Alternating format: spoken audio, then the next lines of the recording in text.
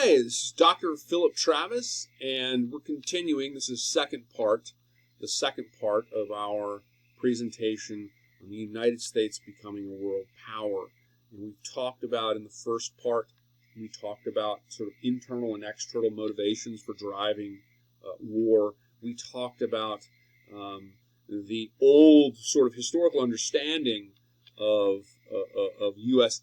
expansionism and empire that regarded it as somewhat of an aberration, scholars like Frederick Merck, for example, versus the widely held position of scholars today of what we would call continuity theory, or a position of historical continuity, which would argue that expansionism was much more of a continuous force in American history, and that the United States' overseas involvement in the Spanish and Philippine American Wars, the annexation of territories and so forth, that this overseas expansion was really more of a continuation of American history, of American foreign policy and international relations, rather than an aberration, which had been a widely accepted idea well through much of the 20th century. Again, if you're interested in this type of stuff, please subscribe to my video if you're watching this, to my channel if you're watching this on YouTube. So the United States becomes a world power. Following the beginning of the Spanish-American War, the United States witnesses American leaders really take a significant level of opportunism to expand the global overseas interests of the United States. The United States would annex Hawaii in 1898. Here you see Queen Liliuokalani, the last Hawaiian monarch, as the United States, as this monarch had been overthrown internally in Hawaii, largely led by American sugar farmers. We'll talk about that in a second. And the United States would annex Hawaii in 1898. In the same year, or shortly thereafter, the United States attacked the Spanish in the Philippines, and then shortly thereafter, in 1899, began a war of conquest on the Philippine Islands, and it would ultimately colonize the Philippines and control it as a colony until 1946.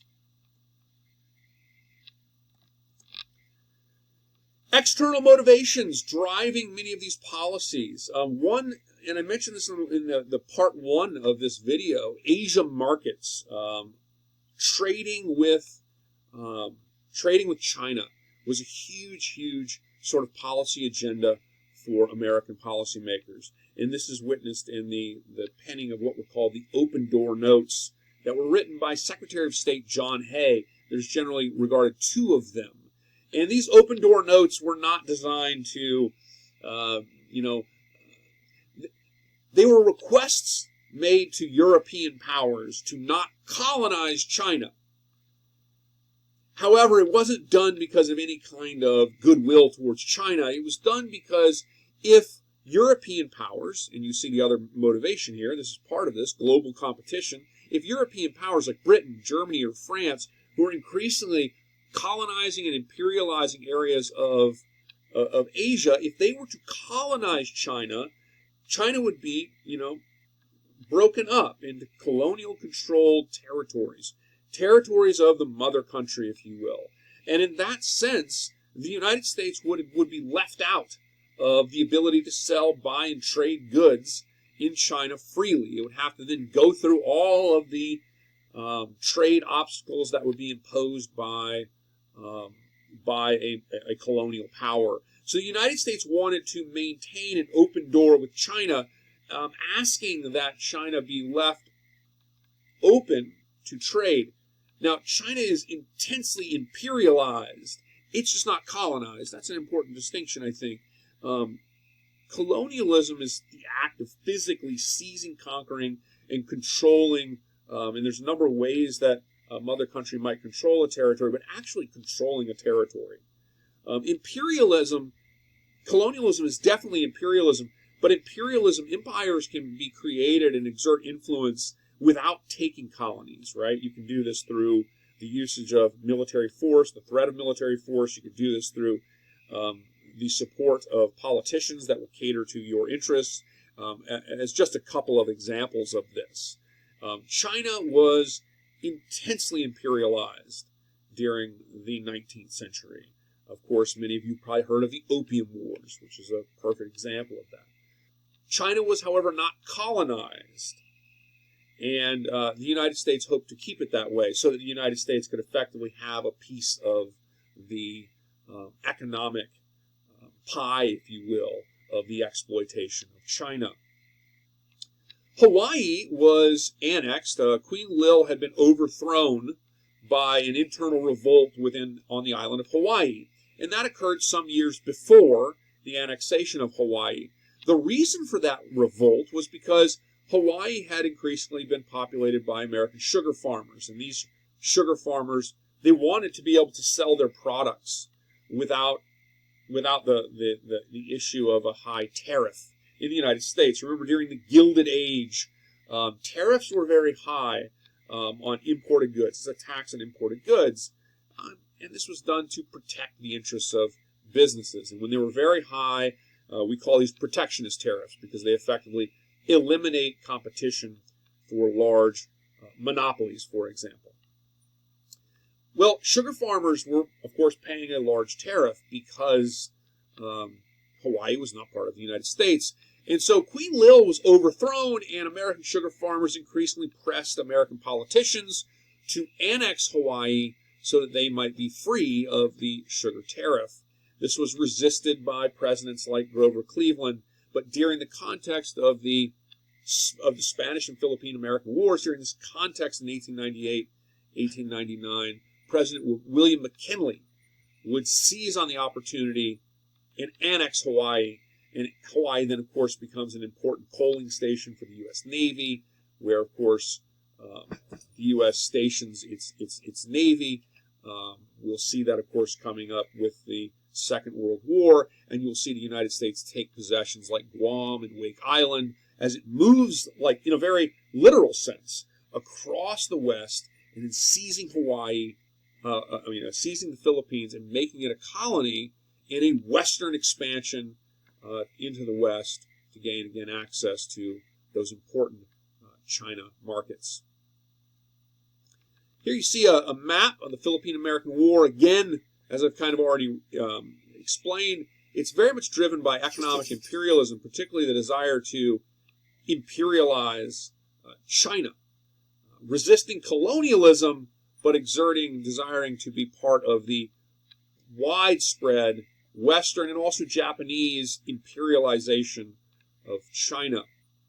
Here you see the fleet of John Dewey. It was ordered by then Assistant Secretary of the Navy Theodore Roosevelt to attack the Spanish in Manila not long after the outbreak of the war with Spain over Cuba. Even though, of course, the Philippines had really nothing to do with Cuba, the United States took opportunism for these various reasons, for economic imperialism, for imperial competition with the Germans, with the British, with the French. As the United States colonized the Philippines, one of the things that was continually considered was, well, if the United States doesn't do this, then Germany is going to take the Philippines, and then that'll hurt American interests. That'll hurt the ability of the United States to access these all-important markets in places like China for its burgeoning industrial output. The Navy destroys the Spanish fleet in a short period of time. Manila would surrender on August 13th, 1898, but the United States was not really in any way, shape, or form prepared for any kind of land operations. It had actually needed the support of Filipino nationalists, led by Emilio Aguinaldo, to actually defeat the Spanish Empire, which it does. However, in 1899, a war breaks out between the Filipinos, the Filipino nationalists, led by Emilio Aguinaldo, and the United States over controlling the Philippines. As you see pictured here, Aguinaldo, and you see here an image of an encampment of soldiers during the Philippine American War. Aguinaldo was a Filipino nationalist, and he saw the United States. Initially, he fought with the United States, with his people, to defeat the Spanish. And part of the reason why he did this is because he believed that, American ideology being an anti-imperial sort of country, that the United States would help fight for the independence of the Philippines, true independence of the Philippines.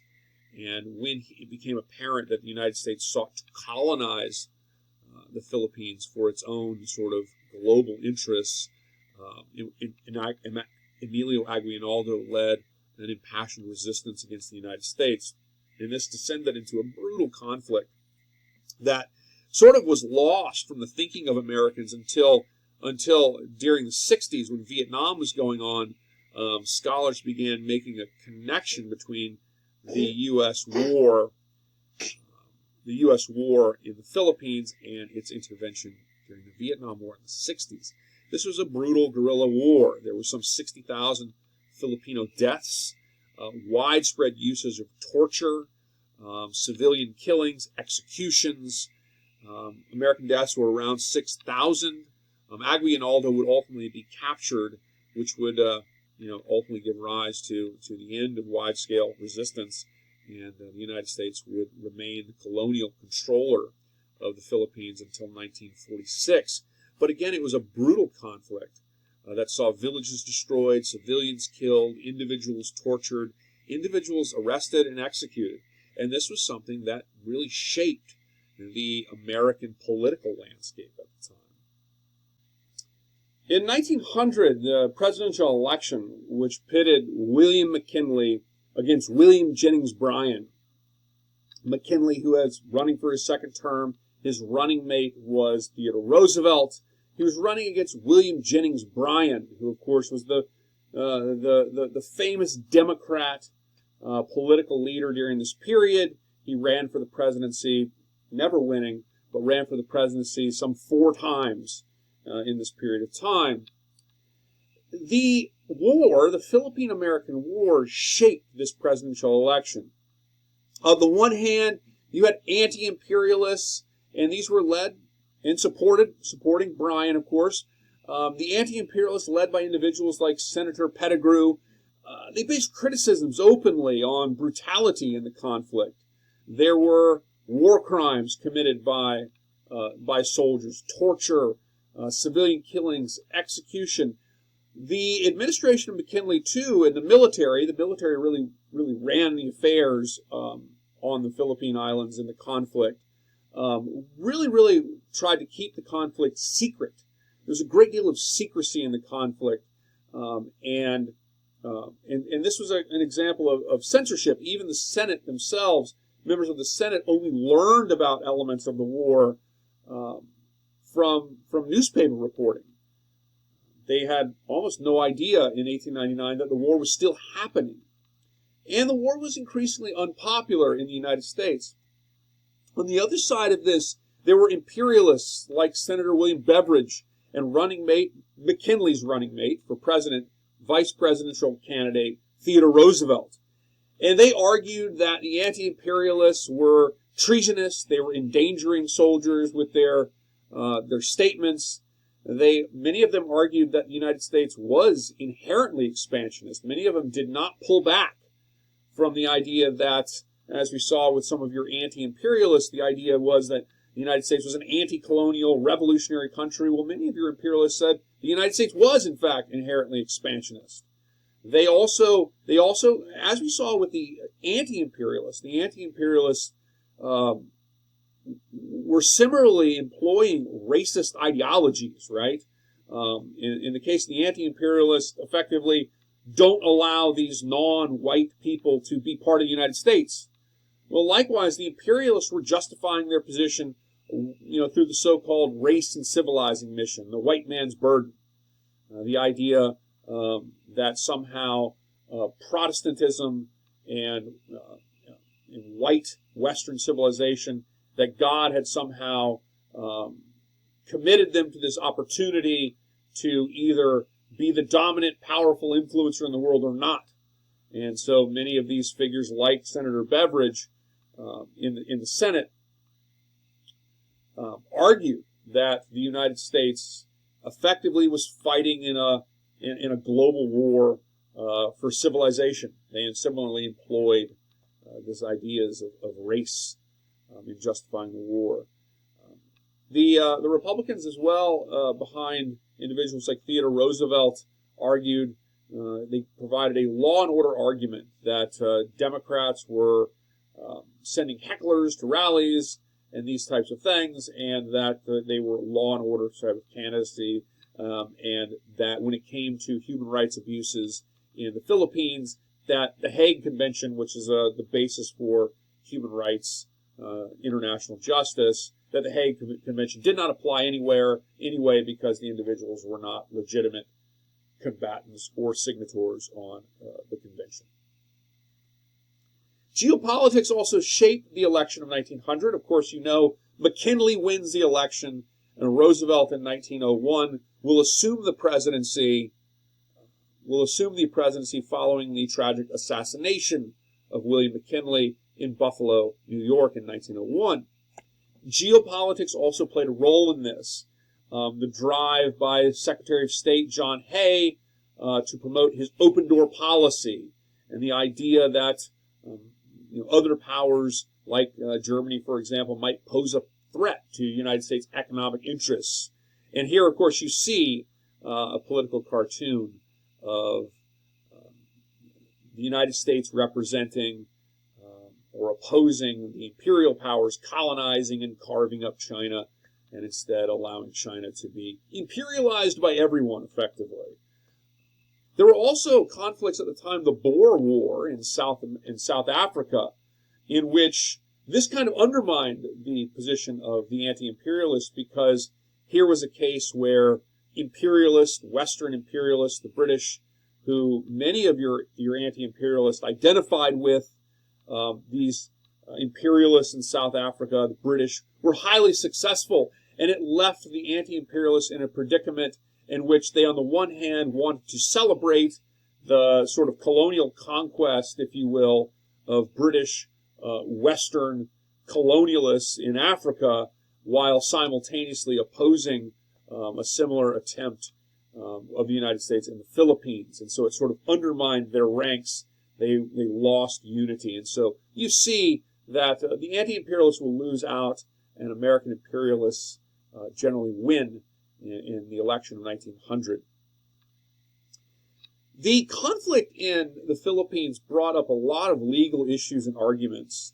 For example, the Hague Convention, as I said, the Hague Convention, very early in the days of this body of international justice, but the Hague Convention was designed to sort of establish sort of legal parameters for war. And Aguinaldo was captured when the United States had some Filipino allies dress up as his own troops, and they captured him and arrested him. And this was criticized highly as the United States engaging in illegal type of warfare. Likewise, there were lots and lots of cases where you had treason laws applied on guerrillas, executing individuals on the basis of so-called treason laws.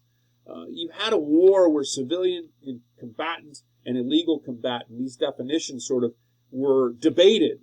And in general, the United States sort of used the idea, or at least the imperialists, the ones involved in supporting and carrying out the war, sort of used the idea that these were guerrilla fighters, that they were not engaged in traditional warfare, they were not signatories on the Hague Convention, and so on. They used those sort of technicalities to justify actions against the Filipino nationalists that would otherwise be regarded as illegal. Torture, execution, and these types of things. In 1901, this came up in a Supreme Court decision called the Insular Cases.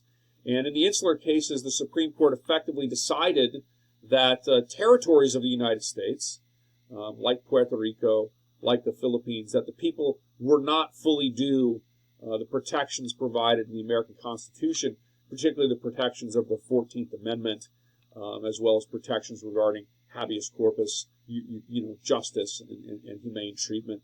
And these were used, again, to justify um, a brutal suppression of the fighters in the guerrilla war in the Philippines. Here you see a map that shows you, of course, over here in the dark brown, these are all areas where the United States in this period of time had intervened, right? Of course, the Panama Canal, when Theodore Roosevelt was president. Nicaragua, the United States had troops stationed in Nicaragua for effectively the first 3 decades and plus of the 20th century, and the United States engaged in fighting there, particularly in the conflict between 1927 and 1933 to defeat the Nicaraguan nationalist Augusto Cesar Sandino. Cuba, the United States, of course, as I mentioned, reserves the right to intervene in Cuba, which it does multiple times. It reserves the exclusive rights to lease naval bases there. But then, of course, also you see this push across the Pacific that we've been talking about. The annexation of Hawaii, the annexation of Guam and the Wake Islands, and the colonization of the Philippines, which is, as you see, a western moving expansion to the access of the China market, as was the goal of the open door notes of Secretary of State John Hay. This example of torture, which was commonplace during the Philippine American War. In this case, we're talking about something called the water cure, in which individuals forced to have usually dirty water poured and filled into their stomach as an excruciating and sometimes fatal form of torture, forcing them to provide information about enemy movements and so forth. And here you see a Life magazine cover in which the Americans are here water curing a Filipino, and in the background you see the artist's depiction of other imperialists sort of jeering them on and saying, "Welcome to the club of imperialism," effectively. It's just some larger sort of things to consider. Humane treatment and torture in U.S. 20th century. At the time, U.S. leaders back home, like Roosevelt, expressed regret and were even appalled in some cases by news of the use of the water cure. And throughout the 20th century, the United States has really resoundingly refuted the idea that it should torture individuals in war. A big question that arises here is the United States a country that tortures enemy combatants, right? Is that consistent with American sort of ideals of human rights and humane treatment? Most Americans accept that it's not. And throughout the 20th century, the United States, very in a formal sense, accepted that it does not assassinate and it does not torture. In 1984, the United States signed the UN Convention for Human Rights, barring the use of torture. And likewise, at home, the United States police forces also used physical violence to force confessions out of prisoners. And this did not really change until the development of protections against this type of police violence, which began to occur with things like the Miranda rights decision in Miranda versus Arizona in 1966.